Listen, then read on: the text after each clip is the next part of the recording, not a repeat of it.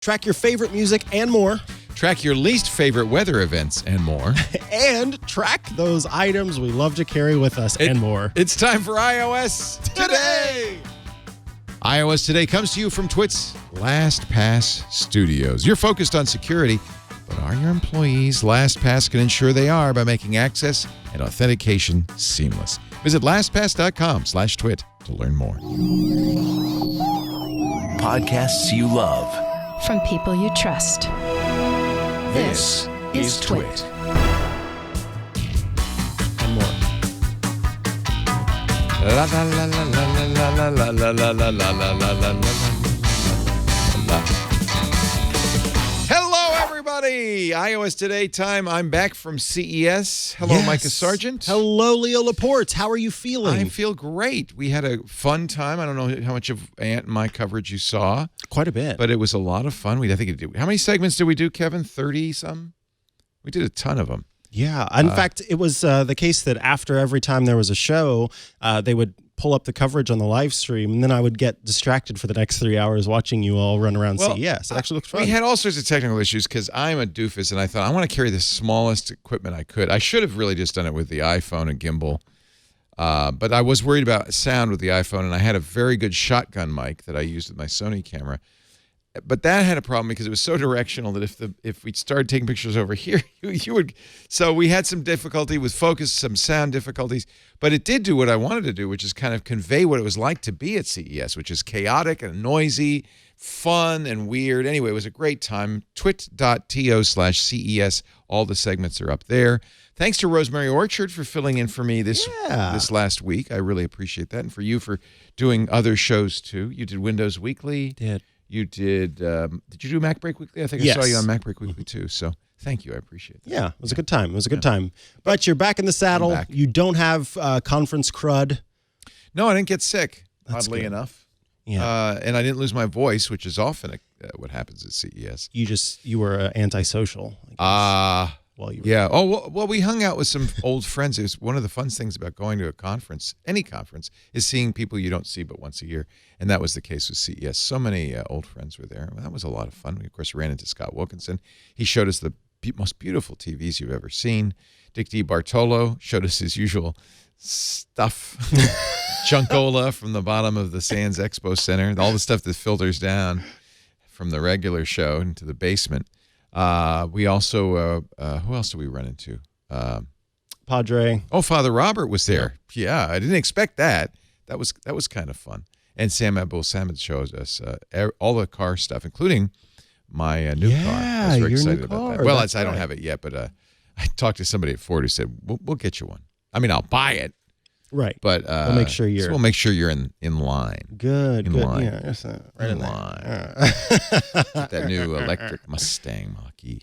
So we thought we'd show you some stuff for iOS, and I have to apologize because I wasn't specifically looking for anything. I think it's a little easier if you say, well, I'm going to cover, the AI or the robots or the. Right. But we were just kind of shooting everything that looked interesting, and I didn't see a lot of iOS stuff. That tended to be in the smaller booths, things like Zag, and we saw some Anker stuff, some Zag stuff.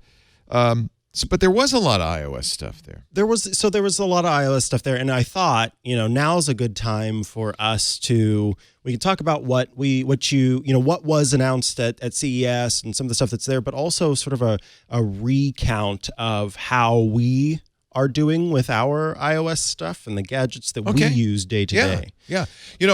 For the first time in, I think it was 18 years, Apple had an official presence at CES. That's right. Jane Horvath, who's a chief privacy officer at Apple, talked a little bit about why Apple, and it was very timely because Apple's once again in the spotlight, why Apple is going to stand up for encryption on the iPhone.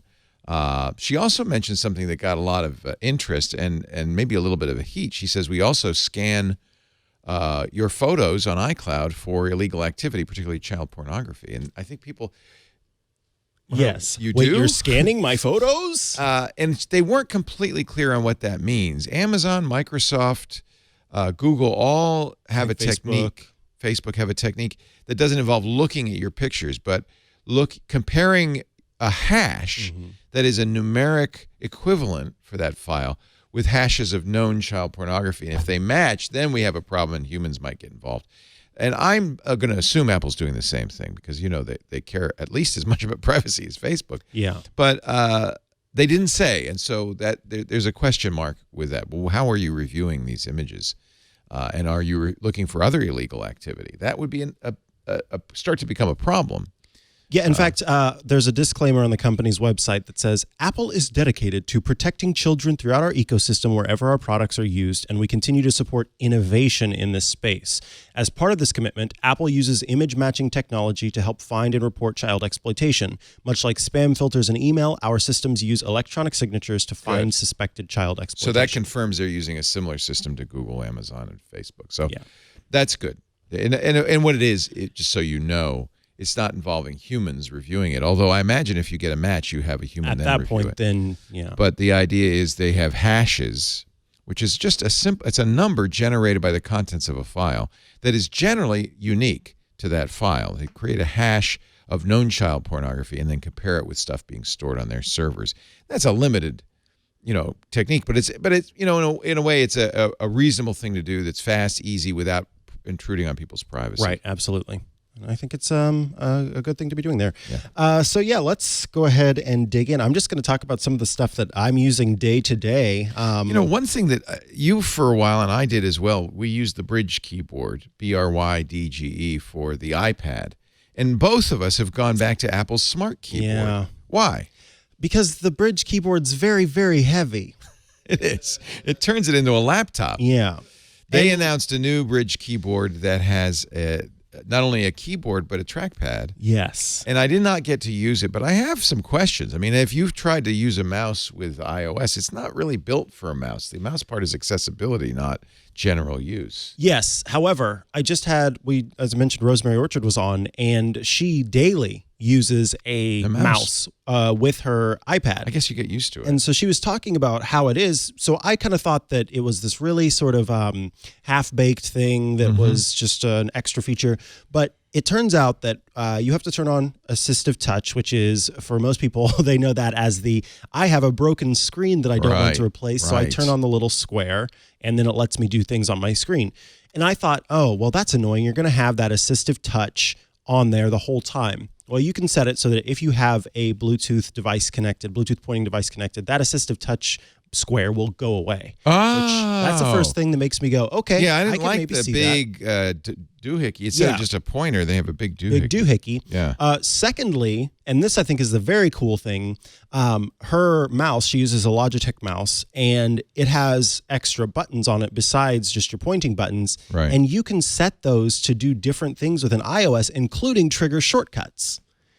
And, of course, she's the queen of shortcuts. She is the queen of shortcuts, and so she has those set up to do different things. And I thought that was a pretty nifty little feature there that made me sort of take a second look at the idea of using a pointer device. It's going to have the same problem, which is a big, heavy keyboard. It's heavy, though. This is the Brydge Pro plus $230. It's not available to the end of March.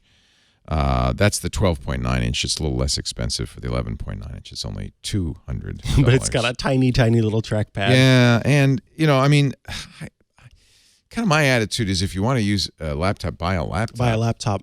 Yeah, and I think that's there's certainly a divide between folks who are wanting to be all in on iOS and they want some of the functionality that they've gotten from having a pointer. And this might be the place to do that. That's now, fine. Brydge is also making a trackpad separate. Yeah, so if you have the older Brydge keyboard, you could use that, which we do. Yes, it's just us. I mean, some people really do say, I don't want to carry a laptop. I'm willing to carry something as heavy as a laptop, but it's an iPad because I want the touch screen. That's completely understandable. So we're just saying for us, but we have laptops. Yes, laptops that we happily use often and are okay with. Yeah. There's the iPadOS trackpad that exists as a separate device that has the pointer and everything like that. Interestingly, you can't use the Magic Mouse or Magic Trackpad as Bluetooth wireless devices with your iPad.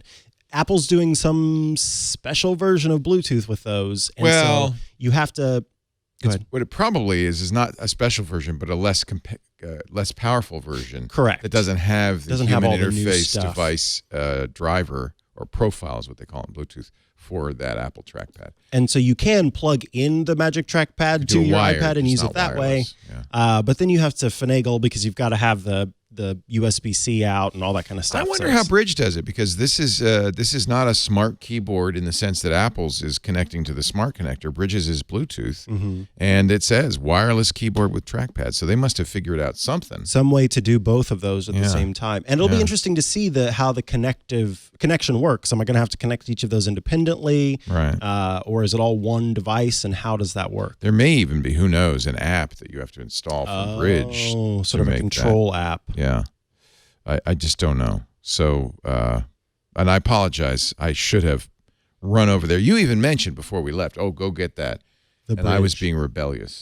Yeah, you said, I don't want that thing in my life. Oh, my dead body, Micah.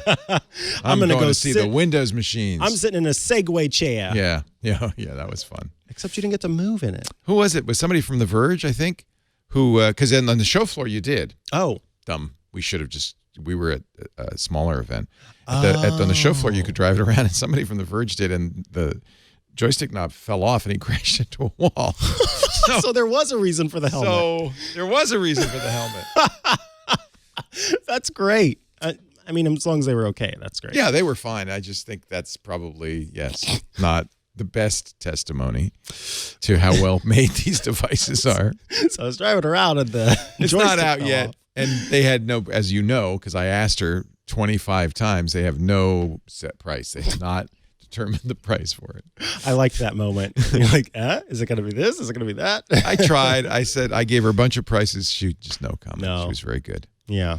And yes, and then they have a trackpad. So that was a big announcement at CES. There were, most of what you see is 1,000 iPhone cases, 1,000 Yes. iPad cases that are all just variations on And it. 1,000 multi-device that was interesting chargers. because there were a couple of companies that announced, including I think Anker announced essentially a power mat, Yes, an Air Power. whatever Apple calls Apple's that failed non-existent Air Power, yeah. device. Yeah. This is not quite an Air Power, but I like the design of this. This is made by Defense. This company. You use that one, right? I actually do use this one. It sits on my desk here at work, and daily I use it. I will put my AirPods Pro on this charger here, and then my phone can rest up against this, like so, and it charges that one. So I like this one because it kind of matches Apple's design scheme. It's aluminum and then this faux leather design, but the Qi charging that's built into it is quite nice. It's got USB-A, USB-C ports on the back. The USB-A is actually, you can plug something in and charge from it. The USB-C is the actual power in device. But this was actually shown off at PepCom in San Francisco before CES, but this is Defense's latest line of products. And I think that this is a well done multi-device charger. I'm actually disappointed with mophie's first offering. It ended up being, it's very choosy about how you place a device on it. It sometimes charges, sometimes doesn't charge. And that makes me a little sad because mophie, I'm used to being the one I can count on. And so when I found this product from Defense, which is a brand that I had not had a whole lot of experience with outside of cases, I think they've done a really wonderful job of implementing this technology. And there were a lot of multi-device chargers though at... They weren't showing it at CES, but Zag did announce at CES, they own mophie now, that they're going to make a mophie-branded power mat, Air Power Mat. Okay. This is Mark Gurman's article from last week. Zag plans to launch mophie-branded wireless charger this year. So the problem is this is much like Apple's announcement of the Air Power. Until it's real, it's not real. Yeah. So this is Mark Gurman's scoop. I'll give him credit. Zag, which makes the mophie brand, we'll keep our eye peeled. Yeah, we will keep. In the meantime, the one you peeled. like, I think, works better because you just put the watch on the watch part, you put the phone on the phone part. This whole idea of, well, you could just throw it anywhere. How important is that to you? How important and how often am I going to not hit the target where it needs to be hit? That's my big thing. I don't want to have to go, Oh, no, I got to, oh, no, just a little to the left. Yeah. Oh. That's why, by the way, I use, and I've recommended many times, these easel-style Qi chargers for iPhones or any kind of phone, because you can't really, that's like an easel. That's an easel style. You can't really get it wrong. It goes in its obvious spot. The same thing with the watch here. You're going to know where to put that watch, because there isn't a lot of, I think that's fine. So, but maybe people really like the idea of just, I'm too tired. I'm just going to throw my phone Toss down. it across the room and see if Wherever it lands, my whole charge. carpet is a Qi charger. I did see a lot of companies with Qi charging furniture. Everybody's doing that. IKEA started that a couple of years ago. Yes, with but their everybody lamps. says, I think wireless charging is going to be the next big thing. And there's tables, chairs, side tables, everything you could imagine. Toothbrushes. No, that will charge your phone. But again, it's that same issue of, they're going to have to put an X marks the spot, and you're going to have to hit that spot if it's going to really I swear work. this tea kettle has a Qi charger on it. I just can't remember. There it is. I am excited because, by the way, we were talking about the new Ford Mustang Mach-E. That will have wireless charging. It's got a clear space. In fact, I tried it with my iPhone in the car's cab to put your phone down and put it on the wireless charging mat, and then it'll automatically wirelessly do CarPlay as well. So that, to me, is the best of both Absolutely. worlds. I think that's, my phone will be doing CarPlay. It'll be charging at the same time, and it's not all finicky. There's no cable. There's no put cables in. to worry about. And I tried it. It's very it's hard not to put it in exactly the right that's spot. wonderful. So I was very happy about when that. they make that charging coil big enough to where it's not a concern about where you're dropping it, I think is nice. Well, what Ford does, and most everybody does, is this is where you put your phone. It's like a little spot, rectangular area. The phone there's little ridges to keep it in place, and that's where it belongs. Gotcha. Speaking of CarPlay, there were a number of companies announcing CarPlay head units. Yeah, Pioneer. Woohoo! They're working on Alpine has one. had one. Pioneer. Then they're the big ones that we see now in cars. Yeah, I like these it. aftermarket devices. Yeah, and boy howdy, they are quite large. Boy howdy. They are quite large. I think both Alpine and Pioneer have been working on CarPlay units. So if your car doesn't come with it, which unfortunately, if you have an older car, many don't. Pioneer announced 3 new wireless, and this is the new wireless CarPlay adapters at CES. Ooh, and that they one's really prettier do. than this one. That looks like you just glued an iPad into your dashboard. This looks nice. Same kind of feeling to it. I like it that it's wireless.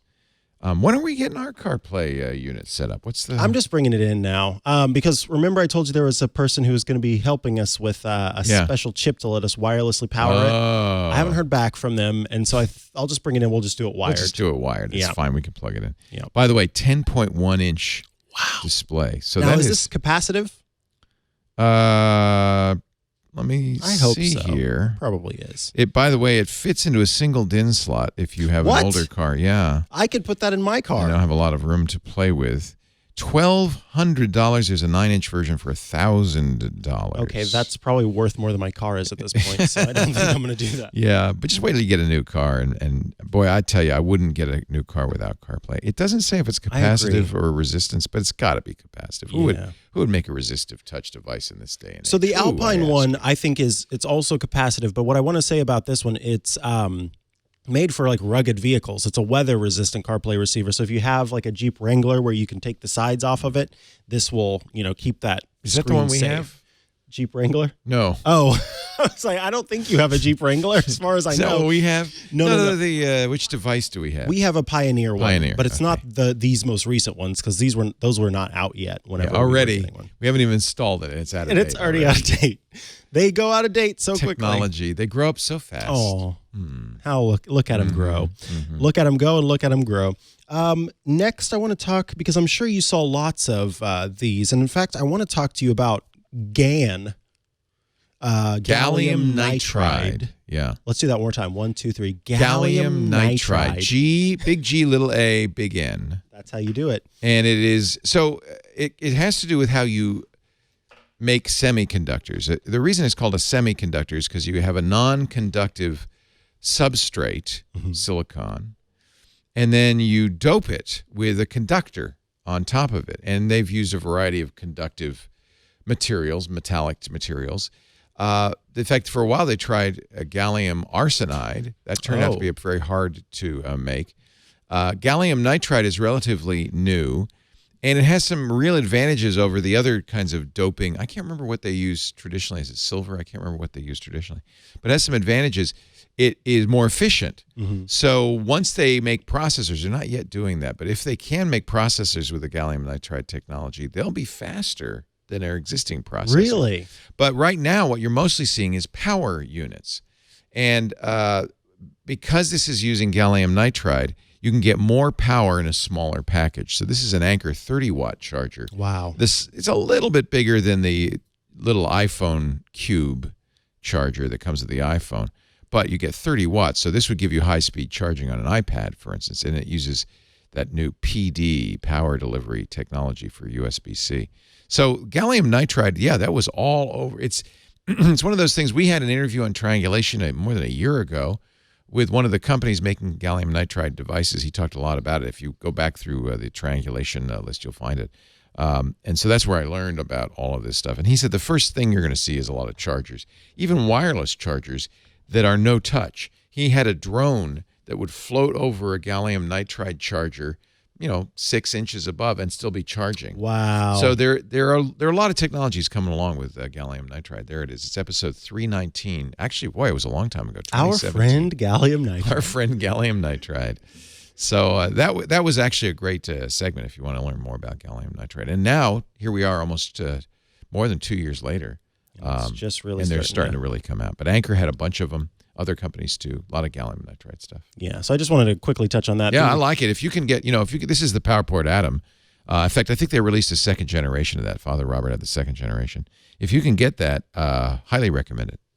Several Anker and I think it was mophie. There are a few companies that are working on that right now. Speaking of in-car technology, until you live in the future and have your Mustang Mach-E, I quite like this mophie device. This is a device that normally you would clip. It's got a vent clip that you stick in. I actually sort of took apart my dash and installed a way to install this so that it wouldn't shake around like they normally do in vents. But this is actually a wireless charger that also serves as a dock for my phone. Look at that. So I can pop my phone into it like so, and it works as a dock in both portrait and landscape mode. So without CarPlay, I can still, do my GPS and all that stuff. And then I've got Bluetooth in my car to connect it, but it's charging while it's in my car. And this is made by mophie, and I think it's quite nice. It can adjust to many different sizes of device. So if you've got a smaller device or a bigger device, if it's got Qi charging, it'll charge through the case just fine. And I wanted to touch on that as well. And then just a couple of devices that I use pretty regularly. This is a myCharge power pack that is a Qi charger. There aren't a whole lot of wireless chargers that are completely wireless themselves, but this is one of them that I can turn it on. I can set a Qi charging device on top, and it starts charging my device. Funny enough, I've got a mophie power pack that can be charged wirelessly, so I can charge that power pack on this Qi charger that is also itself a power pack. And then last but not least this is probably my favorite device. I can tell it's beat up. It's very scuffed. Not only does it come with a built-in so you just leave that on the wall. You can plug it in just easily. And it also has I can't remember what that's called. Pass-through technology, to where it will charge your device first and then charge itself. But most importantly, it comes with, built into it, both a lightning connector that charges your devices, so you don't have to worry about carrying an extra wire with you, and a USB-C wire built into it. So I can charge my iPad, I can charge my phone, and then those wires fold right back into the charger just super easily.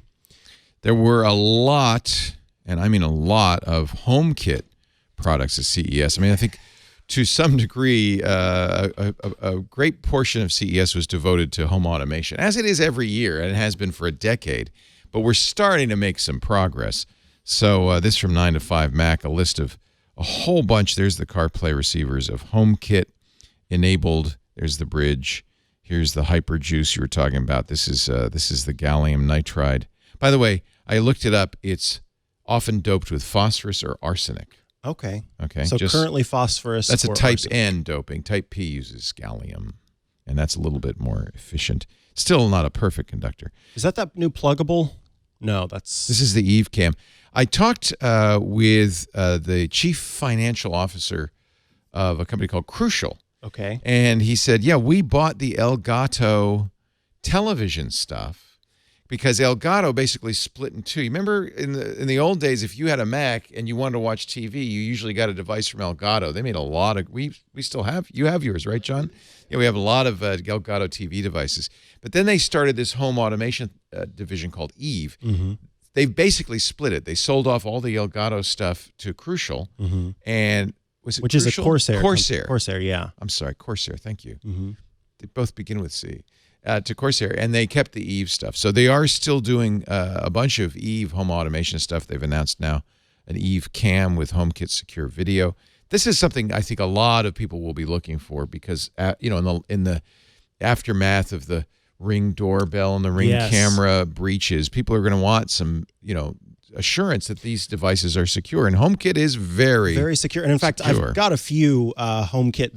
That's one of those cheap This is the Aria free power wireless charger. See all the targets? Yes. See how dopey that looks? Yeah, but it'll be hidden. Yeah. But I wanted to touch on that HomeKit secure video. I've got a few cameras now that offer HomeKit secure video, and they really are great. Again, if you pay for storage through iCloud, then Apple will give you free storage separate from your storage just for your HomeKit secure video clips. Nice. So I have 200 gigabytes of iCloud storage, but it won't go there. It won't go there. But because I'm paying for additional storage, I'll get free. You'll get free storage. Nice. And then That's a good reason to use it. Your HomePod, the chip in your HomePod, the chip in your iPad, and the chip in your Apple TV. So you need separate base stations. Those become your base stations. Correct. To do the processing for noticing if it's a human being, an animal, and it does that or on device. a car. Yeah, it does it on device, so it's not sending it off to a server somewhere. So all that remains local. And they have really great settings. So for example, I have it set up that when I am home, you can only stream from the cameras that are set up in my home. So it's not saving any Most clips cameras while will I'm do home. that. They have a home and away mode. Your phone says, "I'm home, honey, I'm home," and it turns off the camera. It'll turn off the camera. So it doesn't get any embarrassing footage of It's you not walking saving around. that video yet nude, as I do, exclusively while I'm home. And then while I'm away, you can both stream and it will record clips if it detects a human or a pet or something. See, I never understood that because I want my cameras to be on when I'm home, especially when I'm at home asleep. Because if somebody's sneaking around in my backyard, I want to know about it. Right. So I actually leave the cameras on. I just don't have any cameras inside. Gotcha. That's my compromise. That's a good idea. Yeah. I think that, and I sometimes still feel weird about having cameras inside my house. What are you looking for? Well, that's when you do care when you're not home if somebody's in your house. And I have or pets, the Chihuahuas so, are having dinner I'm on like, your, well, now what are we doing here? China. Right, exactly. That's Always. for company. I can call in. All right, Henry, quit it. We talked about this. I'm excited about this. In fact, I'm probably going to order these. I had my finger poised over the trigger to get some new outdoor lighting from Hue because I wanted, but it was $2,400 for the 17 units that we need. You're the perfect audience for this. Yeah. Because I cannot. And it was okay, but it was like just a square. It had a very kind of California kind of craft. I'm disappointed with you. What? I'm disappointed. Not with you, with Hue. Oh. I'm disappointed with Hue. Why are you disappointed with me? I'm disappointed with Hue, Leo. Yes. I'm disappointed with Philips, Signify, Hue. Signify's the new name of the Philips Hue brand. Same company. Because I think that they could, if they're going to charge as much money, if you're going to charge as much money as you charge for your devices, you could do a better job with them in terms of the light output, the color options. So you think I shouldn't get these outdoor lights? I like these. These look pretty. They go up and down. They look pretty, but I rate my value on like luminous flux and what all I can do with a light. And look, you can make it different colors. I know, but it never gets very bright. Is it not bright? No. Yeah, that's disappointing because I would like It's this. Not So we just have his accent, 17 outdoor lights all the way around the house, including the deck. Mm-hmm. And I love the idea of saying, it's Christmas and having red and green lights. I don't have to hang Christmas lights. Yeah. Orange lights during Halloween. That is going to save me a lot of time. But these are expensive, $140 each. It's just so pricey for times 17. Do the math. And if it's not bright, it's kind of defeats the purpose. I don't want it blinding. No. It's not. They're not security lights. The idea is to kind of light the house so you can get around, you can walk around it and stuff like that. And all right, so look. At the same time, I really feel like this is a product that's marketed to you. Mid-March. Well, I have a house for one thing. That helps. That's a start.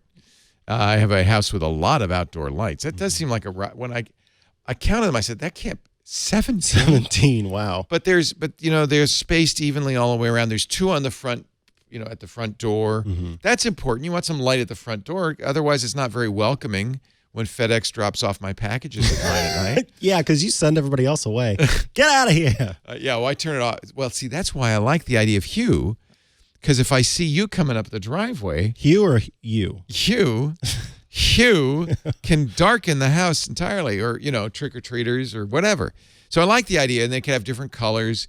I just think that's kind of neat. And our unfortunately, of the 17 lights, only about half work now anyway. Oh. And the house is only about 10 years old, but when they built it, they thought, we're going to be clever. We're not going to use incandescent bulbs. We'll use fluorescent bulbs, and they're a weird fluorescent bulb I can barely find anymore. Oh, that's complicated. So I just want to put LEDs in there. I won't have to change them again. Also, I stand corrected. That's the one I was going to get. That looks kind of funky. This has 1150 lumens. That's really good. That's bright enough, right? Yes. That's really good. These have in the past been 500, 600. Yeah, dim is not good. But the nice thing about Hue is also I can control them. Yes. So I can have dimmer lights near the bedroom windows, and I can have brighter lights at the front door, that kind of thing. I like that idea. Uh-oh. No way this is an outdoor light. That's the one I was going to get, actually. The one that looks like a cube. Within 24 hours and a single light rainfall, the sealed interior was fogged and had water droplets. Again, this is inside the fixture. I'm glad I didn't spend $2,400 on 17 of those. That's what I was going to get. Yeah. And I was just reading something the other day about these where someone was saying... That's Econic. That's not Hue. That's a different company. No, this is Econic's one of their names? That's their brand. Okay. They have Lily and they have Econic. Yeah, they're different models. Now, the floodlights I've heard good things about. Yeah, I don't want floodlights. Although I guess I could have some floodlights. But I like these. Don't you think those are pretty? Those are pretty. These are the new ones they announced, the up-down. That's kind of nice. I see. Those aren't. See that? So these are the ones that I had a problem with. These little Lily outdoor spotlights. Yeah. Those are like 200 lumens or something. It's ridiculous. But you don't want that's just to make your bushes look lively. I have those all around the house. If you know how much my bushes are perfectly lively. Landscape lighting, that is expensive. Really? And then it breaks. And then you can't find the bulb. It's just bad. It's not a good choice. Don't do it. So you have nano leafs. I love nano. Do you love your nano leafs? Yeah. Actually, in fact, let me just go ahead and shout that out. Go check out the latest hands-on tech. Yeah, that's the nano. Your nano leaf review. And I've seen these new hexagons. And as Matthew Casanelli pointed out, anytime somebody wants to make something look futuristic in a movie, they just put hexagons on it. Look at that. Get hexed. Get hexed. Baby. Ooh. So tell me, what is a nano leaf, first of all? Put a spell on you. So nano leaf is a light panel. In this case, a hexagonal light panel. It's an LED inside. It's got multiple LEDs. It's a special technology NanoLeaf has developed. It's a patented, or should I say patented technology that uses some sort of light translucence paneling to spread the light in a really unique way. Yes, this glows more than being a point of light. And now this is the new thing. They say they're going to be smart. They're going to learn from your movements. This is the quote. I don't know if I like this idea. The new offering intuitively learns, senses, and reacts to users' needs in a way that eliminates the often complicated and counterintuitive requirements of today's smart home. That sounds like marketing speak, though, doesn't it? Yeah, well, it is a pain. I mean, this is one of the problems I have with smart homes is all the if this then that programming you have to do. You have to set up and... It just takes a long time and create shortcuts and all that stuff. For people like you and Rosemary, fine. Right. But I just want it to work. Mm-hmm. And frankly, the switches are my friend But if it could be smart, so like I do have a motion sensor on some of my Hue lights. So when I go into my office, the light comes on. Nice. I like that. I'm glad you do have that. That's nice. That's my big recommendation for anyone who has Philips Hue stuff. Is Yeah, to I get like the that a motion lot. sensors. And that's what the idea is, that it will start to learn when the other lights in your house go off, when those lights come on, when it senses motion. So, someone's in the living room, and you normally during this hour Oh, look, turn there on. you are. Yeah, there I touching am. your lights. That's kind of cool. And come hang out in my apartment. That is pretty cool. Yeah, and these ones are fun too. That's got a You live in the future. it's got a little microphone inside of it, so you can Oh, it's doing the music? sense it to music. Yeah, Nice. That's currently what that one's doing. But it does just normal scenes that you can set up, and each of those panels is independently controllable by touch. So I can set those up to, when I tap once, it does this. When I tap twice, it does this, to control all my other lights in my house if I want to, all of my other HomeKit stuff. And another thing is that they work together as a touch-sensitive device. So I can swipe down from the top to bring down the brightness of the panels, swipe up to bring up the brightness, swiping left or right changes the that's scenes. really neat. Yeah, and that's what Nanoleaf does. You know what you should that's do is unique. just get a Dymo labeler and put labels on all those lights. so that saying, I know which one to touch switch. this one to turn it up, touch this one. It'd be so much. Yeah, I don't have to keep it in my head that way. Right. But Nanoleaf is a little bit pricey as well. But what they're doing in each of these individual panels is pretty incredible. And so the pricing there, along with the design, and genuinely, when you pull one out, it feels so well put together. I will happily, like Nanoleaf, I understand why it costs what it does. Yeah. That's where Philips Hue, I'm like, I just don't know why it's as pricey as it is. I don't think it needs to be that. I just upgraded my router. Okay. Thank you. Because Wi-Fi 6 is here, 802.11ax. Remember, we had AC. AF. And it's AC is AF. and I guess the Wi-Fi Alliance finally realized no one can keep track of 802.11a, b, c, AC, n, and AX. Mm-hmm. So they just said 1, 2, 3, 4, 5, 6. So the latest is 6. Of course, in order to take advantage of 6, which has some nice features, it's faster, a little bit faster with the same bandwidth. It also is smart about multiple devices. It's really designed for an IoT world. Okay. Handle up to 60 devices on a router. That was a problem in older routers. You have so many IoT devices, pretty soon you'd overwhelm the router. And then It's got MIMO. But it doesn't make sense to get an AC router unless you have AC devices. Here's Right. the interesting point. Your iPhone 11 is Wi-Fi 6? Wi-Fi 6. No way. So is your Samsung Galaxy S10 or Note 10. And most of the laptops that'll be coming, not the MacBook 16, but most of the laptops coming out this year, I think will have Wi-Fi 6 chipsets. So it's time to start thinking about, before you buy, if you're about to buy a router or maybe later this year you're going to buy a router, looking at a Wi-Fi 6 router. And so I got the new Netgear Orbeez, their Wi-Fi 6. I was about to the Orbi ask, is Pro. there a mesh Yes. system? I'm sure Eero will do a Wi-Fi 6 the minute they're available. The Velop, which is Linksys's mesh, I like how you say that. poorly named, Yeah. that is also available in Wi-Fi 6. So just they're more expensive. They're about $100 more than they were Wi-Fi 5. To give me lots of...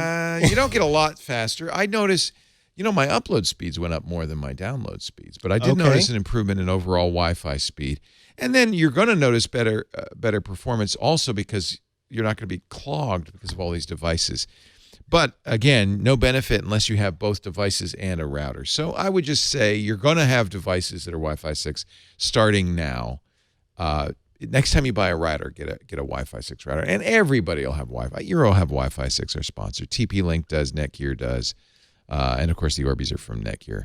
Look how expensive those are. They're 2 units. Wow. Wait, 639? Yeah. Oh, my word. I bought them because I thought, I got to take a look at Wi-Fi 6. Right. And I have to say, I do notice a significant improvement in reliability and overall speed. So Nice.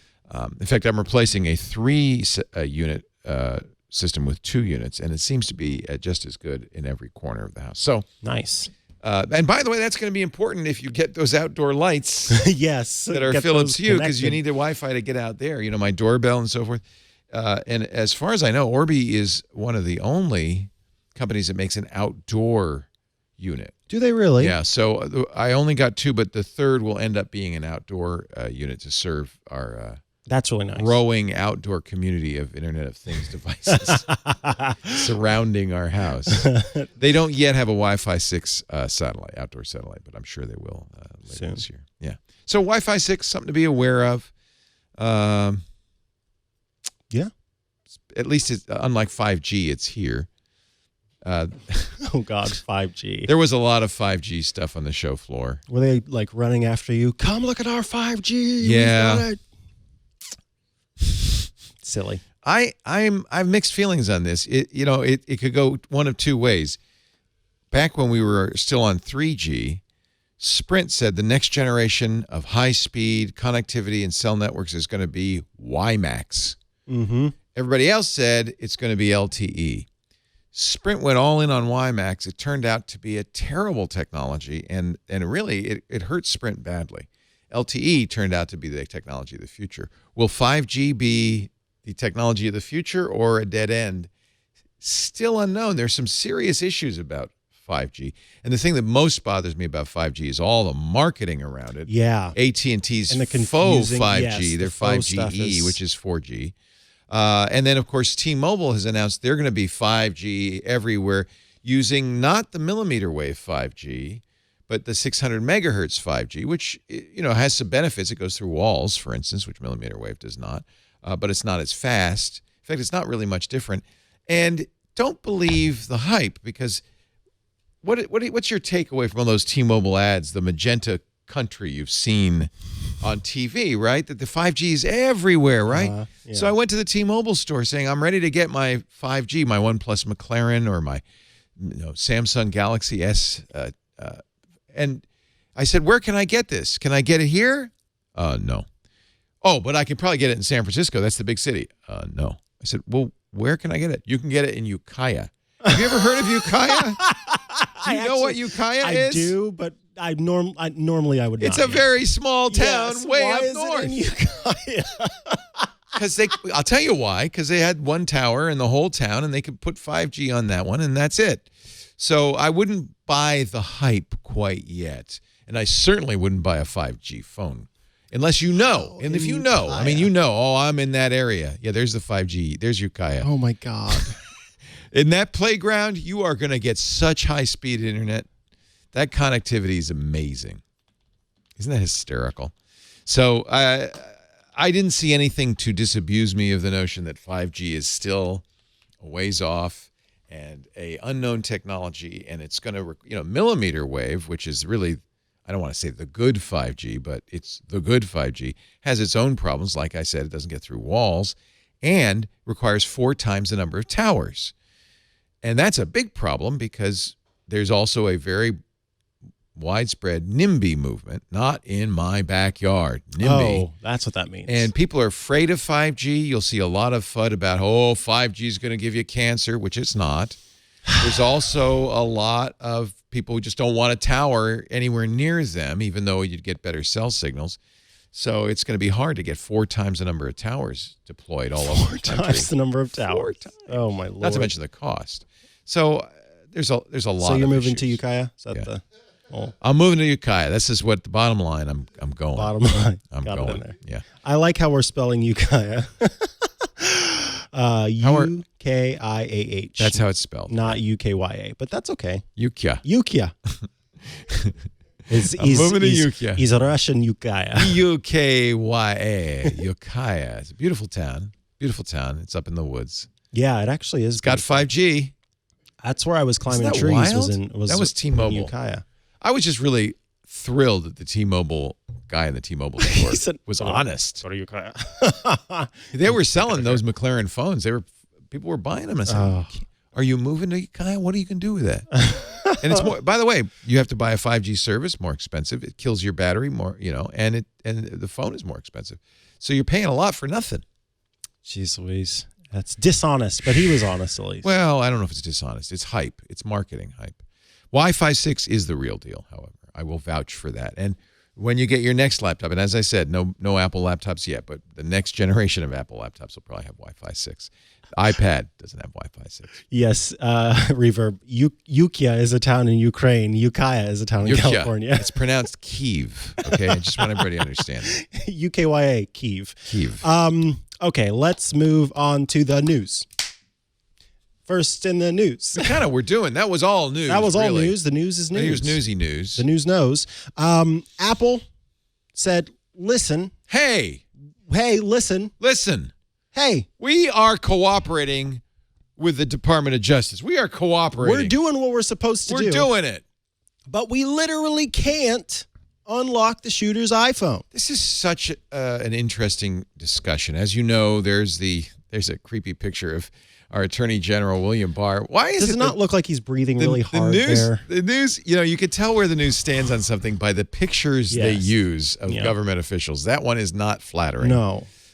He's coming around a corner looking for you, apparently. And by the way, he's not alone. Foreign, law enforcement folks in England and Australia have all said, you guys, Apple and others, have got to give us a backdoor into your phones. And you know what? It's reasonable. In this case, this is the Pensacola a shooter, a Saudi Arabian national who was being trained to fly in a military base, shot 6 people. I mean, it's a horrific crime. Mm-hmm. And I can understand what the FBI would like. It's not just they want to see his pictures of, his last trip. They want to find out if he has accomplices, how he became radicalized, what contacts he has in Saudi Arabia and other countries. All of these things would help protect us from the next guy, right? So, and we should all be in favor of that. That's all good news. Being protected, yes. Apple's point, and it's completely legitimate. On the other side is, if we give you a back door, you'll have it, but eventually so will everybody else, and that in the long run reduces everybody's security. Mm-hmm. And, Steve Gibson has said, he's our security guy, host of Security Now, that there is perhaps a middle ground. Really? Yeah. Now, I don't agree with Steve, but I'll make his point for him. And I think there's something to be said. Look, this is a difficult debate.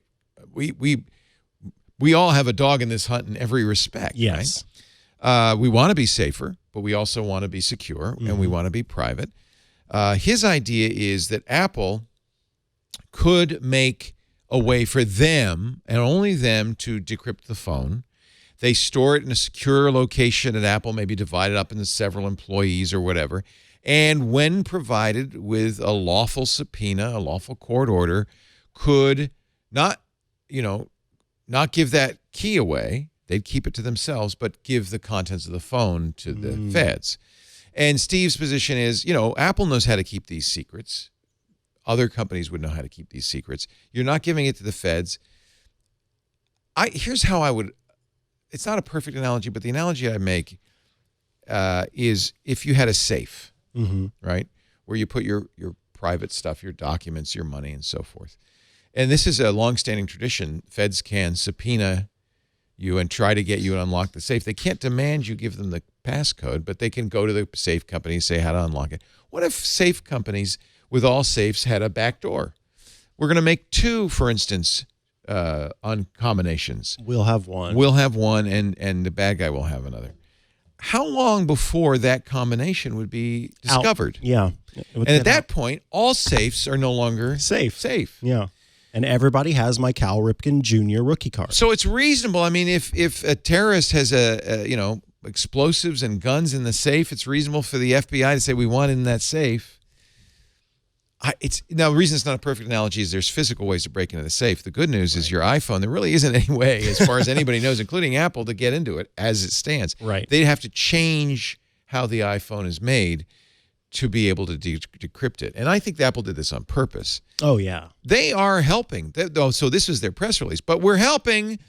And they did the same thing with the San Bernardino shooter. Mm-hmm. When the FBI came to them in the San Bernardino case, Apple said, well, fine.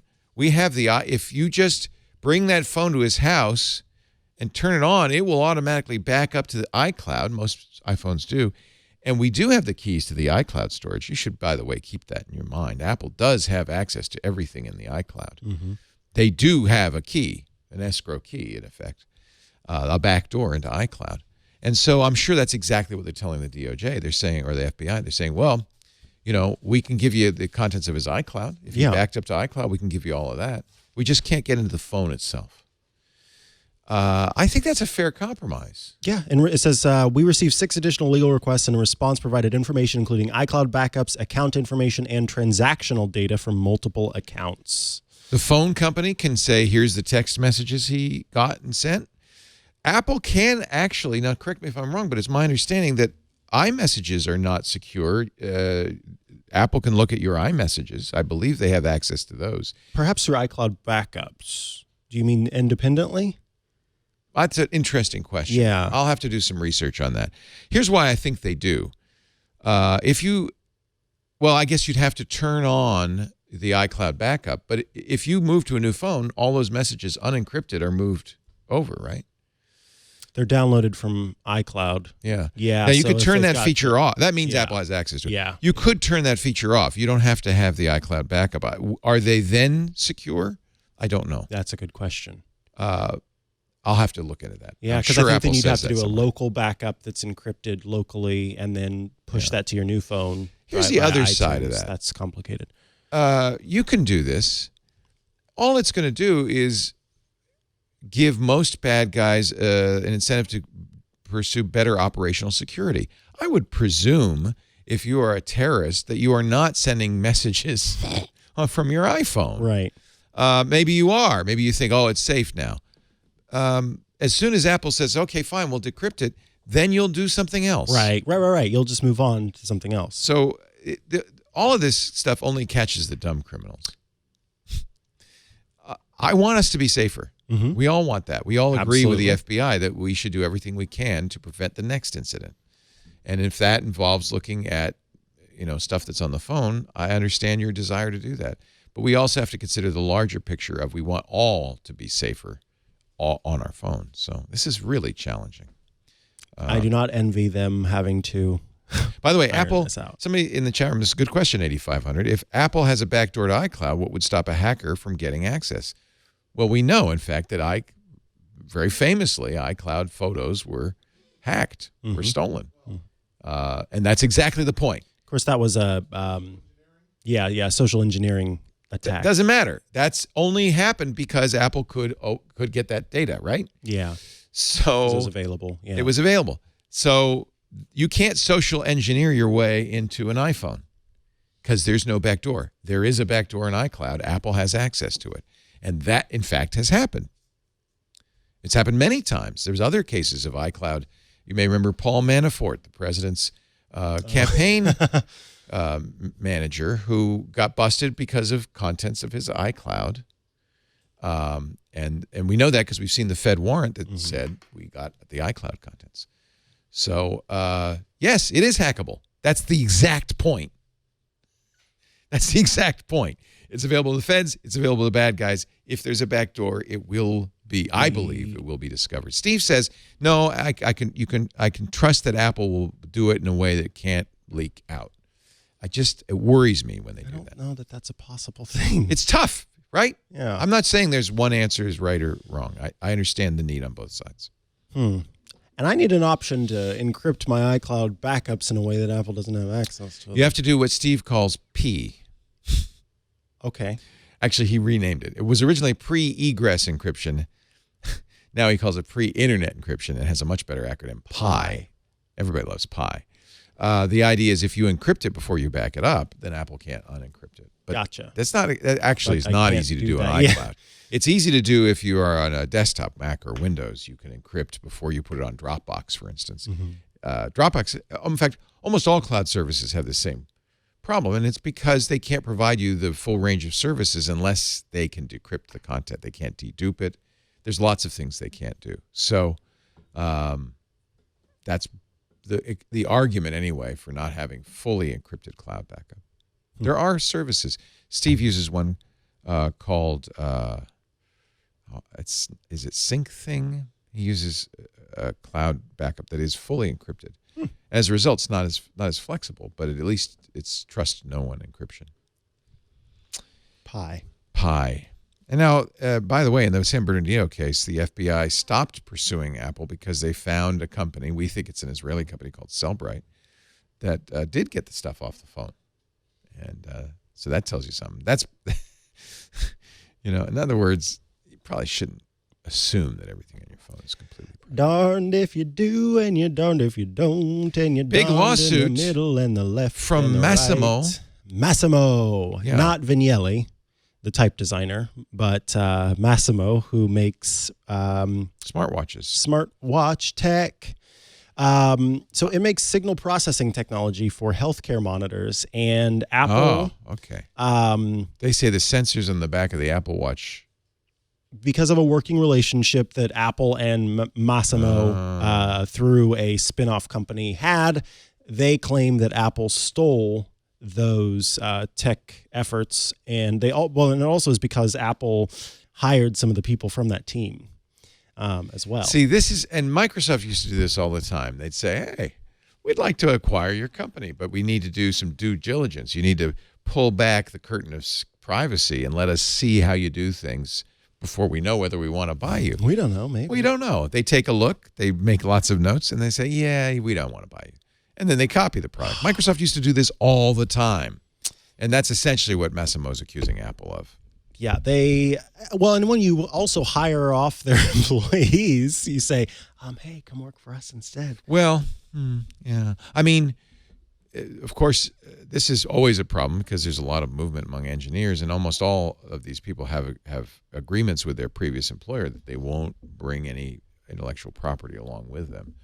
But in that case, you don't go against that. You go after Apple. You go after the employee, just as Google did when the lead engineer Lewandowski at Waymo went to Otto, the self-driving truck, which is then acquired by Uber. They went after both Lewandowski and after Uber, saying, "Hey, but they had proof that he took a bunch of documents with them." So it happens all the time. It's another one of those lawsuits. Yeah, and this one feels a lot like it's just there was a lot happening. Hey, there was a lot of that's our stuff. Yeah, exactly. Hey, because it hired some of the scientists, who was also the CTO. It hired different people away from this team, and then that CTO, who was also a scientist at Massimo, of course, in his brain had a lot of this stuff, and so we really feel like, hey, you're taking our stuff. I think it's going to come down in court, and if it's jury trial, to what the jury thinks the intent of Apple was. Was Apple just trying to build their own technology and hired the smartest people? Or did they know, hey, these guys already figured it out for Massimo, and we want to do it. We know Massimo knows how to do it, so we want to take their technology. Best way to do that, hire their guys away. If that was the intent, and they're going to have to find a smoking gun to prove the intent, then absolutely, Massimo has some merit in its case. Meritorious. Apple, interestingly, put out a blog post all about services. And if I could use Google Sheets, that is a terrible, terrible app that you should never have ever. I'll keep saying it's only on the iPad. I don't know why. Yeah, on the iPad. It just sucks. Yeah. It sucks. Apple rings in a new era of services following a landmark year. This press release kind of bugged me because they really cherry-picked. It was like a quarterly results. Yeah. But it wasn't. And they really cherry-picked all the best stats to say how well they're doing in services. Eddie Q was quoted in this, and they talked about the App Store. They talked about Apple Music. They're doing great, folks. Apple TV, they're Apple doing Arcade, great. And of course Apple Card, because they do make quite a bit of money there. Are you excited about the new Apple TV? Do you watch Apple TV Plus? I have watched one show from there. It is the funny. Oh golly, what show is funny? It's. I tell you, I'm watching Servant. That is creepy as hell. I need to watch that. Servant is good. I've been watching For All Mankind, the space one. Morning show wasn't great, but I'm very excited about Mythic Quest. I wish I could show this trailer, but Apple will pull the whole thing down. I'm just trying to give you an ad, Apple. I'm just trying to help. It really is, I think, the next Silicon Valley. Oh. Because it's about a egotistical game designer. Think Michael Scott at a game design company. And I think it's going to really be fun. It comes out next month, February 7th. Mythic Quest. Dickinson. That's the name. Are you of the watching show. Emily Dickinson's Yeah. show? That's funny. It's funny. She was a hoot as a poet. So Man, she was the Ellen DeGeneres of her time. They combine modern language and modern. It's so strange to me. ideas It's Haley with Steinfeld. this- It's so strange and to me. I love this actress whose name escapes me at the moment. But she's in I think 30 Massimo. Rock. Yeah. Massimo. Yeah, that's her. Massimo Vignelli. Oh, I love her. Yeah, she's great. She's hilarious. She's the mom in this, and so they'll All right, say I'll things watch. like, I'll watch Emily. they'll say things like hella Dickinson. in it, and Yeah. it's just funny. She's like an Instagram influencer / poet. Perfectly Just put. So weird. And they have one episode where they all are taking drugs, and It's not wild things true. happen. It's not historically no, true. no. Mythic Quest. I'm gonna have to watch that one That's now going to for be sure. well. We'll see. Apple. This will be a real test from my point of view for Apple. I feel like Apple, I feel like they've kind of inserted themselves into the creative process here. One of the things creators loved about HBO is that they would give them money and say, "Now you do whatever you want," and they got as a result some of the best creators doing some of the best work. Netflix followed that model. Apple. And I have no reason to think this. Well, there were some early news reports that Apple was saying, "Oh, you can't do that. You can't do that." I don't know if that's true. They certainly swear more than enough in the morning show, the F word every other sentence. And I think it's almost. I think in that case, it's Apple saying, "Yeah, we want to show we're edgy. Can you just say a lot of F words? It'll show how edgy we are." I feel like Apple is weighing in. These feel very Apple-y. They're beautifully shot. Maybe too beautifully shot. They're not gritty. There's something Apple-y about these shows, and I feel like it kind of impairs the creative process. I can see that. I don't know. So this will be a good test. It has Danny Pudi in it. I love that guy. There's a guy named Danny Pudi from Community. Oh, he's the star. No, Rob McElhenney's the star. Danny Pudi is one of the. It has a very Silicon Valley cast. In Community. And Rob McElhenney, who is the star, is also executive producer, but it's being created by the Always Sunny in Philadelphia team. Okay. And they have, I mean, that show, but see, this is Apple spends a lot of money, hires the best creatives, and then says, "Could you just make that a little shinier? Yeah. Just make that a little more." I feel like they're doing that. I don't know. Maybe it's just me, my expectation. I wanna be open-minded about Apple TV Plus, and I think. Given that they started from zero, they've done pretty well. This is going to be interesting to see how well this can kind of. Have you watched Truth Be Told? No, because it's about a podcaster. I don't want to watch it. That's what as soon Makes as me someone mad. told me it was about a podcaster, it's like, mad. okay, I don't think I can do that then. Servant is very good. I like Shyamalan. He's It hit or might be miss, though. suffering a little. Yeah, it might be suffering a little bit from the Lost dilemma, where you have a show that can't really figure out what the backstory is and never kind of resolves it. And it's not over yet. It's every Friday. I think we have 1 or 2 more episodes. I haven't seen The Elephant Queen. Helpsters is my favorite. Helpsters? Yeah. Oh, it's the Muppets. From the makers of Sesame Street. Oh. They have some good kids shows, I guess. I haven't watched it. I don't know. I want Apple doing it TV to funny. do well. Apple TV Plus. I think we, Did they have ads during the last award show? Oh, lots. Yeah. They were During pushing the nuts Golden out of that one. Globes. Oh, my again. God. There were lots of them. And, of course, I feel like that's the other thing. They kind of bought nominations in the Golden Globes for morning show. Did they win any? I don't know if they I know that got the nominations. like a supporting actor or something. Yeah. I don't know. Well, let's talk about getting rid of a lightning port. I think this is fascinating. The EU. Yeah, they've been, you know what? You can thank the EU. I just want to say, you can thank the EU. Because before the EU came along, dedicated chargers, proprietary chargers were common on phones. Because of the EU, they said you have to have one standard. It was originally micro USB. I'm not thanking them for that. Yeah, that's. But they did standardize, and now it's Type-C for everything but the iPhone. And I like that because I can buy one set of chargers. I can use my, Anker PowerPort with power delivery PD, and I can use it with every phone except the iPhone. It'll be interesting to see because for a long time, the way Apple sold the iPhone, got around this regulation, is by putting a dongle in there. Oh. So now they're saying what? Now they're saying, look, we got to get rid of the lightning. We've got to standardize all tablets. I don't all want phones. government regulators to decide technology. Right. At the same time, I think they've done us a real favor by getting rid of proprietary chargers. I agree. I have to agree. The EU does some weird things sometimes, I think Apple's going this way anyway. That's kind of they already what, did it on the iPhone, right? So I mean, the iPad, right? Yeah, that's kind of been the conversation about this, is that, yes, this ruling might come along, but they might not have it all done and figured out before. See, there it is. The European Charger Standard Law will be too late to affect Apple. Apple's going to probably have USB-C in the next iPhone. And then that'll solve it. And that's what they should do. Yeah. Apple's made some minor noises that Lightning is better than USB-C. We like this standard better because, but honestly, the real problem with Lightning is, and maybe it's not a problem from Apple's point of view, is in order to use it, you have to license it from Apple, and it's expensive. Yeah. It's expensive. If you look at, for instance, the new YubiKey, which is that USB security dongle, they've just made one that has a Lightning port as well as a Type-C port, and it's like $30 more expensive. Because of the licensing. And I think it's the MFI licensing. So it's a profit center for Apple, but I don't think it's good for consumers necessarily. You'd have to show me why Lightning's better than yeah, a real reason, I think. Yeah. C seems to do everything you'd want it to do. Yep. Passing data and everything. Yeah. And then last but not least, TikTok was the most downloaded iOS app Not a surprise. of Q4. This is according to App Annie, probably. They're the ones this is, so it's normally App Annie. This was a different company called, the name escapes me, but we'll find it. Some sort of tower. Oh, yeah, Sensor Tower. Sensor Tower, Yeah. that's the one. Yeah, Yep. they do it too.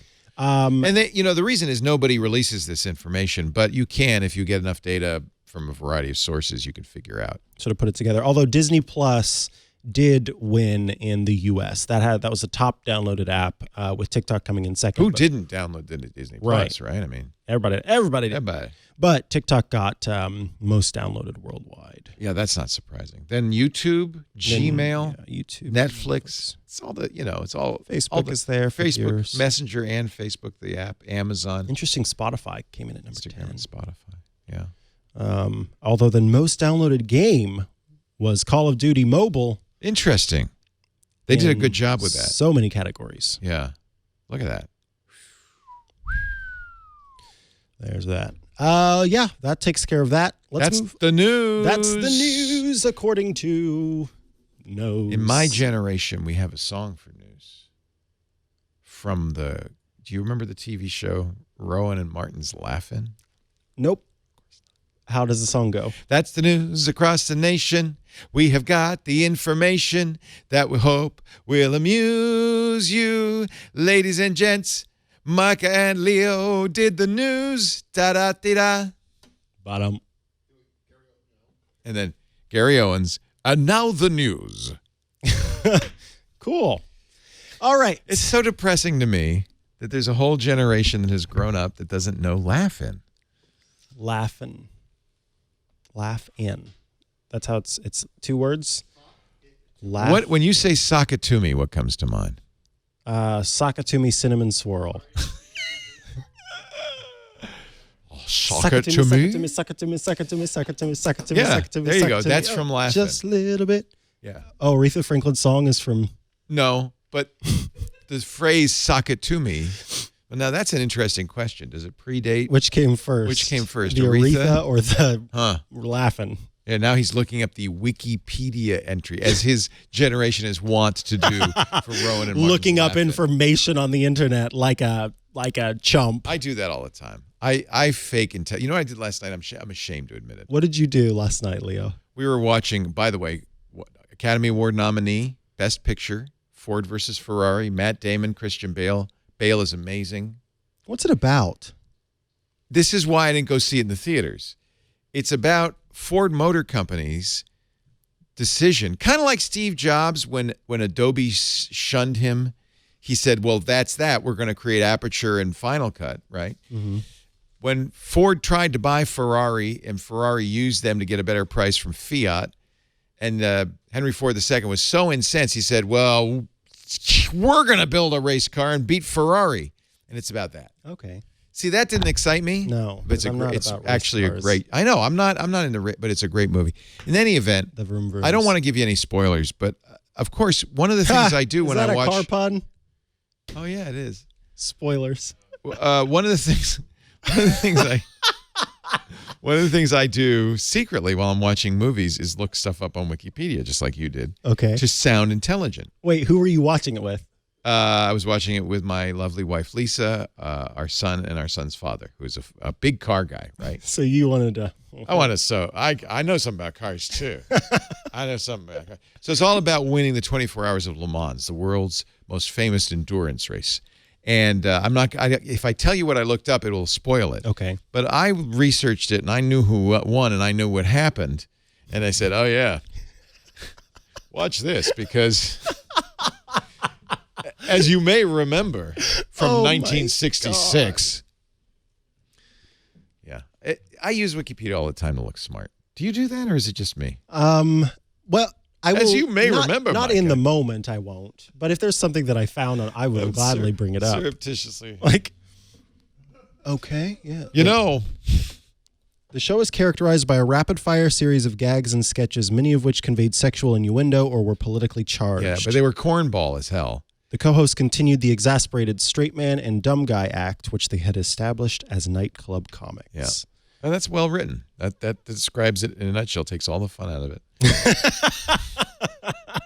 They perfectly described it, and I hate it. Thanks, I hate it. What time is it? It's time for feedback. Mm-hmm. Tobias from Norway says, is there any different, not says, he asks, is there any difference at all? But, just as an aside, I hate it when in books there's a question that's asked, but then it says afterward. Can we go to the store? Says Johnson. No, Johnson asked that. Asks Johnson. When you write your novel, you make sure I will. that it never says. Says when there's a question. Yeah. I will do that. Is there? You know what I don't like? What's that? Young people who use the word like instead of says. So she's like, are you kidding me? And I'm like, no, I'm telling you the truth. And she's like, I can't believe it. And you ever hear people do that? Yeah, Leo, it's just a thing. But here's the problem is that you just ignited and gave power to that section of our twit community that thinks we're old and no, on the contrary, that I've gotten several personal messages saying you shouldn't say that. Not that I shouldn't say that, but that I should corral others who. No, we don't corral here. Yeah.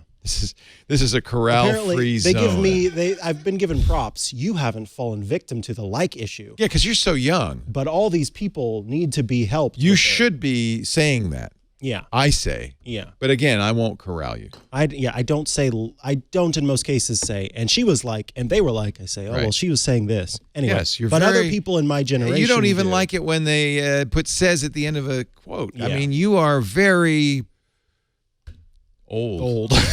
You're right. I'm very old. You're an old young man. Here's what Tobias asks. Tobias, speaking of old names, Tobias that's a great from old Norway name. asks, is there any difference at all by doing iOS updates with iTunes/Finder versus the over-the-air updates? No. Since the iTunes update does download a huge file every time and the iPhone only usually downloads a few megabytes for an iOS update, I've personally updated with iTunes every iOS update, but can I start doing it over the air? So it is true that when you download from iTunes... Oh, it will download the full file. It downloads the full gigabyte update, and essentially will kind of like flash most of the system. It keeps your files in place, it keeps all that stuff there, but it sort of replaces That's a good question. Is that a better way to do it? Because I'm doing a complete install versus what Apple and others call a vector install, or a delta install, where they're only downloading the changes and applying those. I think it depends on what you need. If it's done properly, you should result at the end with identical systems. Mm-hmm. A Delta install always is inherently risky because mistakes could be made. Mm-hmm. But I have never seen that happen where people say, oh yeah, the download didn't work over the air. You should absolutely attach a cable and do it via iTunes. That's a really good question, Tobias. I mean, they are different. But in theory, they're meant to work the same way. The idea is you should get exactly the same result. At the end, your iPad or your iPhone should have exactly the same firmware on it, no matter how you do it. Yeah. Delta is just to save you download. When you're out and about, you don't want to download. And people used to have to delete a bunch of apps in order to have the room to download. That's a good all that kind of stuff. People I would guess that the Delta is the future. Delta is the future. Yeah. We are the Illuminati. Wait, how's the best way to make it? There we There's go. another thing they had at Oh, there you go. CES was Delta is the future. Delta Airlines was the first time an airline had exhibited at CES. Really? They had some really. We showed an exoskeleton that you could put it on, strap it on, and you could lift hundreds of pounds with minimal effort. Wow. And then we couldn't show this on TV because it didn't work on TV. You'd have to see it in person. But they had a special screen they're going to start putting in airports that, to me, is straight out of, like, what was that Steve Martin movie, L.A. Story, where he's talking to the road sign and it's talking right to him? It's going to be like that. You'll go to the airport and say, "Hi, Micah, your flight is at gate 61. It's leaving at 3:42. Have a great flight." And it'll be different for everybody who's looking at that sign. Because of the angles, it's got magic. Is it like one of those? I don't know. It's magic. Wow. It worked. That's cool. You scan your boarding pass as you enter, or know somehow that you've entered the airport. Maybe it's on your phone. You have the Delta app on your phone. They are going to start using it this year at some airports. What? That's awesome. So if you walk into an airport and it says, "Hey, Micah," I'll say, "Oh my God, get me out of here." Don't get all freaked out. I'll start. Am I having a? Never mind. I will start wearing those things on your face that keep you from being facially tracked. Yeah.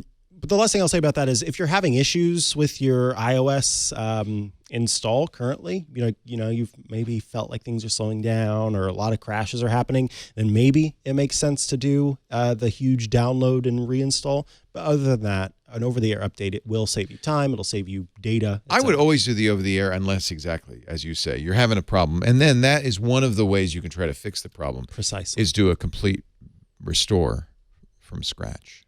That's interesting. I guess I knew that they did this. I just never really thought about it. Because it's a massive download when you're on your computer. It takes forever. I stopped, by the way. You may remember I was going to, with the iPhone 11, when I got my iPhone 11, do what you do, which is a complete install. It took so gosh darn long. You said, nah. Because I was going to not do a restore, but I was going to get the new iPhone and then set it up and then by hand and then slowly download my apps. Download your free range apps. And after about 3 hours, I said, screw this. And I did what you should probably forever do, which is backed up my old phone, restored it, and put it online. And I said, honestly, the best way to do it is to do an iCloud backup. So from now on, I'm just going to back up to the iCloud. When I get a new phone, I say, restore from your iCloud backup. You don't have to hook it up. You don't have to do anything. Same thing with over the air. I mean, I just think that's the way to go. I think Apple wants you to go that way in the long run. I agree. Also, hello, Renee. Here's Shepo from South Africa. Shepo. Who says, yes, when someone calls me on WhatsApp. No, I'm sorry. That's Shepo. When someone calls me on WhatsApp, I do not get the call alert on my Apple Watch. I only get alerted on my iPhone. I do get normal WhatsApp text alerts on my Apple Watch. I have allowed all WhatsApp notifications in settings on my iPhone. Well, you're going to have to answer this one. I have no idea. So do you use WhatsApp? No. Yeah. I have it, but I don't use it. We're in the U.S. It's weird because we still use messages, Apple's messages, and almost every part of the world besides the U.S., WhatsApp is completely dominant. And if you want to talk to your friends, you need to use WhatsApp. Yeah. So here's my suggestion. This is just a theory that I have. So go into the Watch app on iOS and then tap on notifications. And then you would scroll down to... This bugs the heck out of me that they do it this way. Right. You would scroll down to WhatsApp if you had it on here. Yeah. And then, so we'll just choose news. So there's an option, either mirror my iPhone or custom. And so you would go into custom and you would change how you wanted it set up, as opposed to... You'd think mirror my iPhone would be the natural thing to do that. Give you what you want. But maybe try the other. Yeah, exactly. So it's kind of a troubleshooting thing. You went into your normal notification settings on iOS.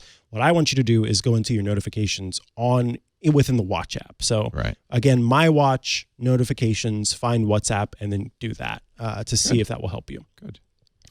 And that's going to do it for the feedback section, which means it's time to put on hats. I got 2 hats. Oh, no, this isn't a hat. This is just the rag we use to clean the screen. Although, given the kinds of hats we wear... It could have been a hat. Could have been a hat. I like that is a pork pie hat. It is a pork pie hat. As worn by Walter White in Breaking Bad. Ah, yes. I am the noise. Oh, wait, is it... No, I am the one who knocks. Or you could just say, what's my name? What's my name? I like that one. That's great. I'm wearing a black sheep hat. Black sheep singing I am in the dead of night. I am the black sheep of the Black twit. sheep moan? I should just.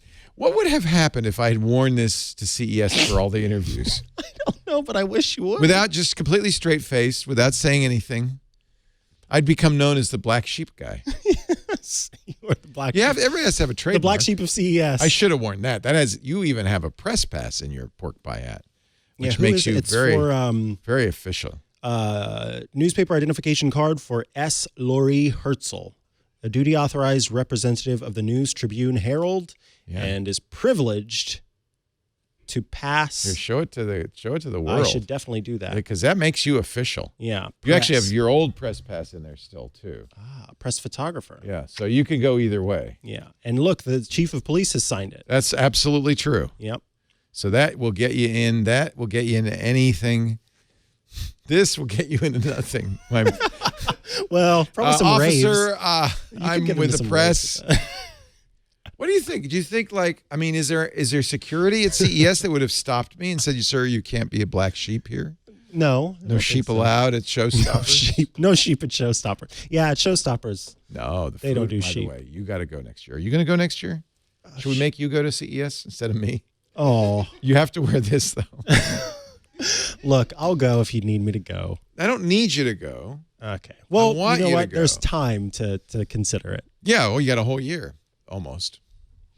So apps, why do we wear these silly hats? Do you want- Because we're honoring, believe it or We not, are. our apps of the week. And my app, I just love it. I love it. I'm a sheeple. I love it. Oh my goodness, you're an Apple sheeple. My app of the week is called MusicHarbor. And MusicHarbor is a pretty cool app for folks who like music. I found this. I often have an issue where new music will come out and I have no idea that it has come out, that it's available. How would you know? How did it get here? How? How am I supposed to How? know? How? Well, now I have a how, and it's called MusicHarbor. So when you first download and install this app, by the way, it's free with in-app purchases that give you more features to sort of organize things and set up things differently. But it will ask you to have access to your Apple Music library so that it can import your artists. So the different artists that I listen to are automatically imported. That's great. I don't need to add those myself. Nice. I can add other artists if I'd like to.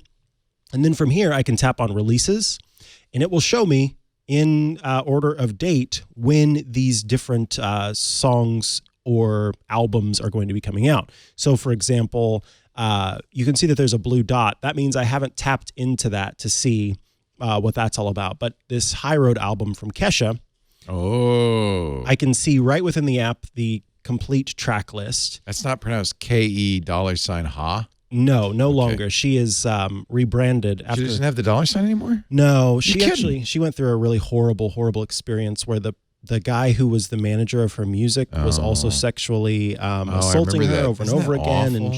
and he somehow gained control. It was a horrible So thing. she left the dollar sign She with left him. the dollar sign behind and Good. has rebranded. But Her music is great, actually. It really- I think yeah. she's gotten better. So. I agree. Yeah. So I can easily tap to open up this album right within music, or if I don't even want to go that far, I can just go ahead and tap it and it adds it to my library automatically, which is kind of nice. So I never have to leave the MusicHarbor app to have that music added, Boy, it sure beats the way we did it in my day. which was to buy an album. The gramophone store would put a sign in the window. No music here. Said, new Glenn Miller album just out. Come on in. So this is music that's already been released. I can see upcoming music like, ooh, I can't wait for this album from Bombay Bicycle Club to be released. Is that good? A good group? Should I listen to their music? I quite like them. Yeah. You might like I them. need you to turn me on to some of this music, the young people. Yeah, well, Bombay's a good one. Okay. Then also new music videos that are out. So you can see this has just been updated with some new music from Alicia Keys, that is. We're on first name basis. Noah Gunderson. You would actually, Noah Gunderson, someone I guarantee Sounds you very like. Scandinavian. Yes. Is he? Is it kind of grim? Oh, it does sound dark Scandinavian. Winter music. Gunderson. Gunderson. Yeah, that's Yeah. a good point. Yeah. And then if you have some artists in the news, I think Beyonce was in the news recently for Let's see. Just for being Beyonce. Just for being the Queen Bee. Who else? Beyonce on why representation is so important in fashion, film, and music. So she was recently published there. And then concerts. Oh, this is everything for the music lover. This is what Apple wanted to do with their Ping social network. Oh, my God. Ping. I tell you what. That? Yeah. I do remember that. Was an and instant even flop. still, they've got follow your artists, but that's stuff. They acquired somebody to do Ping, and I have a feeling that these guys probably want, maybe are thinking in their heart of hearts, wouldn't be such a bad thing if Apple or Spotify acquired us. Because shouldn't it be built into your Spotify or your Apple Music? Yes, and Spotify actually does do a good job of it. I have not to say. this complete, though. No. Okay, maybe I want to go see Look Noah at that. Gunderson perform in any city. I can do a see. search from Songkick. Going to be in the UK I like a that. lot. I'm I not like going to that. be there in Germany or Denmark, but I will be in Norway on January 29th. So Will you? I wish. No.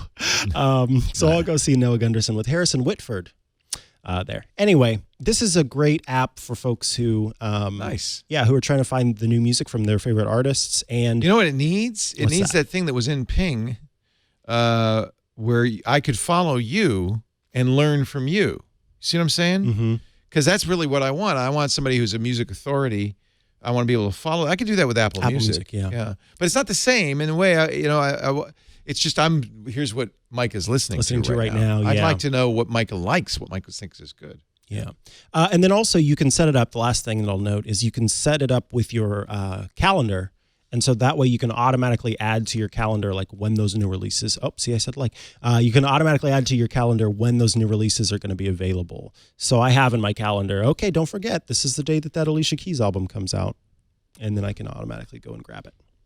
Have you? That's MusicHarbor. By the way, you really should wear a pork pie hat all the time. Well, thank you. Doesn't he look good in that? It just suits him. When I wear it, it looks dopey, but it really looks good on you. I think that's your new hat. Yeah, I'll have to wear this one all day like I did with the pizza hat. You did wear that all day. The one your mom sent you, I think you probably felt obligated. No, it was honestly, I was cold that day and it kept me warm. I'm not Nothing lying. will keep you warmer than pizza on your head. Pizza on your head. Nothing. Now, what's your app? So I need to preface it by saying, remember we started the Twit community, our forums. Did that a few months ago, I think September, and that's been a great success. It kind of opened my eyes to the idea that maybe instead of these global social networks like Facebook and Twitter, you could have more local social groups that represent people like you. So this is a community of Twit listeners, and it's been a great community, great conversations. And then I thought, well, what if we did the same? So that kind of maybe replaces Facebook for some people. What if we did the same thing with a Twitter replacement? Okay. So there's an open source Twitter called Mastodon, right? I don't know if you're familiar with it. It's what they call federated. That means there's a lot of different servers. You can join the server you're interested in. Some of the servers you don't want to join. You don't have to. You can follow people on any server. So I started our own, twit.social. If you're not on Mastodon, if you're on Mastodon, you should pick a server, any server, and then you can follow us and all of that stuff. But if you're not yet on Mastodon, go to twit.social, sign up, it's free. And it's very much like Twitter, except it's not as busy, it's not as active. And if you're just looking at the local stuff on Twit Social, you'll see stuff that's other Twit listeners and that kind of thing. It's small, but JT is on it, and JT, you've been a great contributor on Twit Social. There it is. It's just twit.social. And he's now we don't say tweeted. Right, he tooted. He tooted this. He said, I'll share an app pic. Most of us in Alabama and across the Southeast are going to bed preparing for, tornadoes tomorrow. It's tornado season. Without a doubt, the definitive go-to app for accurate, detailed live weather radar is RadarScope. If you know just a little bit about reading radar products, it can be a true lifesaver by helping you see when the real deal is headed straight for you. He says, now remember, it requires cell service or internet access, and so you shouldn't rely on it exclusively. Right. Everybody should have a battery-powered radio, or I have a crank radio, so even if the batteries go dead, I can still listen. The batteries. The batteries. So let me just show you this RadarScope. It's free to download and use. There are pro features, and so you may, especially if you're worried about tornadoes, you may want to use the pro feature to kind of keep track of what's going on in your neck of the woods. There are a variety of different. I don't know anything about radar, so Super res. should we use the super res velocity in here? I want to see some cool. I want to see a tornado. Some green stuff. This is precipitation mode. Where's the stuff? I don't. How do you know? I'm all. So here's the warnings, which would probably be very useful. Flash flood in Louisiana. That's kind of what we're there seeing. we go. Oh, you wanted to see the radar. Yeah. Okay. So obviously red means heavier rain as it's moving in. Maybe, you know. Look at that purple. This is the scale from purple to red.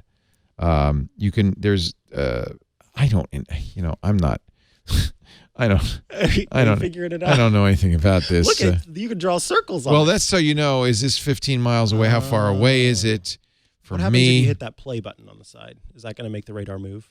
Oh, yeah. You should do that. Shall I play the radar? Yeah, I like that. There we go. So this is, I mean, radar is a very specialized kind of weather forecasting.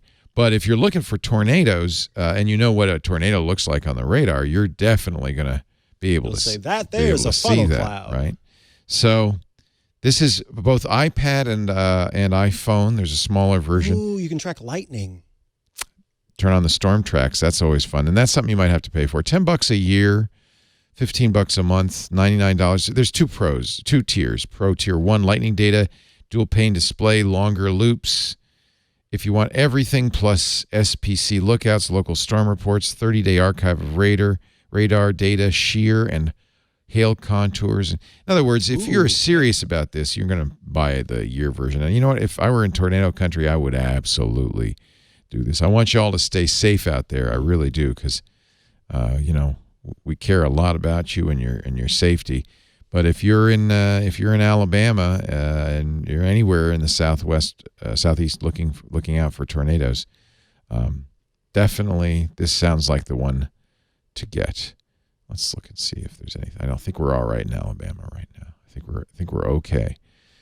It's free for the basic functionality, RadarScope, but you might want to spend a little bit more to get more functionality. JT, thank you so much for recommending that in our Twit social, because that's a great tip for anybody in tornado country. I've had a Mastodon for a long time. How do I go and find? So if you're already on a Mastodon instance, you wanted to follow me, for instance. Yeah. My fully qualified Mastodon account is @leo@twit.social. Okay. So all you do is add @Leo. You can search for Leo or Leo Laporte and find it that way too. Okay. So this is why it's a little weird, because it's federated, which means there are many, many instances. That's my account. This is our instance. It's it's easy to run one. It's not expensive. And I just thought, we really ought to have this as an alternative. So my kind of thinking, and I think this is generally how it's been, is if you want longer conversations about stuff, because it's threaded and it's persistent, then you should go to twit.community. If you want a Twitter quick hit, here's what I'm thinking, perfect JT, that link like that. If you want to put links in there, that's twit.social. So we have both. And it's my feeling that a hyper-local community of people who have shared interests is really a better way of social networking than going to a big system that's surveilling you and so forth. Of course, Twit Social and Twit Community, we don't surveil you. Right. We don't keep track of anything, except that obviously you create an account, so we know that. But we don't use it in any way, and we don't share it with anybody else. And so I think it's just a little bit more personal scale, and I like it a lot.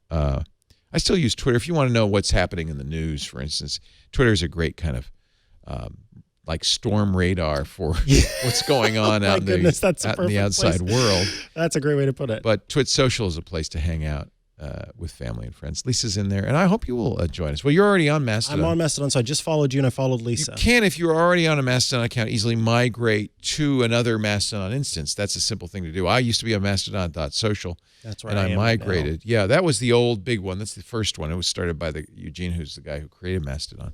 But there are many now.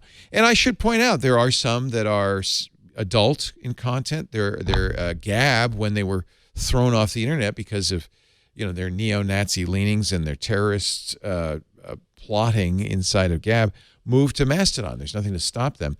But what there is and this is what we do, is as a Mastodon instance, I can say, I don't want anything from Gab showing up on my Mastodon instance. Nice. So effectively, we block them. What's nice, though, is you could still follow somebody on Gab, and you would see their content. Because you get to choose. Because you get to choose, but no one else would. And I think that's the important thing. They don't call it retweeting. They call it boosting. There's favoriting, boosting. It's very much like Twitter, you'll see, except that you can go on and on and on. It also has, which I really like, a feature to hide sensitive content. Yes. I think that's really important. And content warnings as well. And content warnings, spoiler alerts, things like that. So I'm a big fan, twit.social. And JT, thank you for posting that. I do hope you're safe tonight in Alabama and everywhere in the country. Absolutely. If you have thoughts, questions, concerns, hats, etc., not hats. You can send us you hats. You have to send us hats physically, but somebody sent. Oh no, I bought this at my nail salon. That's great. I love it. But you can send us your questions. There's a lady in Petaluma who makes animal hats. I think Lisa bought it for me. Feel my head. Honestly, oh my goodness, it's so soft. Go ahead. Masako wanted a picture. I love it. Send us your questions and everything at iOStoday@twit.tv. We love having you watch the show. We do it every Tuesday morning, around about 9:30 Pacific a.m. That's 12:30 p.m. Eastern time. That would be 17:30, 16:30, something like that. No, 17:30 UTC. If you want to tune in, you can listen or watch live at twit.tv/live. If you're doing that, of course, join the chat room. Our third social effort, irc.twit.tv. You can use a browser to do that or an IRC client. On-demand versions of everything we do available always on the website, twit.tv, in this case, twit.tv/iOS. It's also on YouTube. Best thing to do, though, get yourself a podcast listening appliance and subscribe so that you'll get every episode that's available. For Mikah Sargent, I'm Leo Laporte. Thanks for watching. We'll see you next time on iOS Today. Oh, I love it.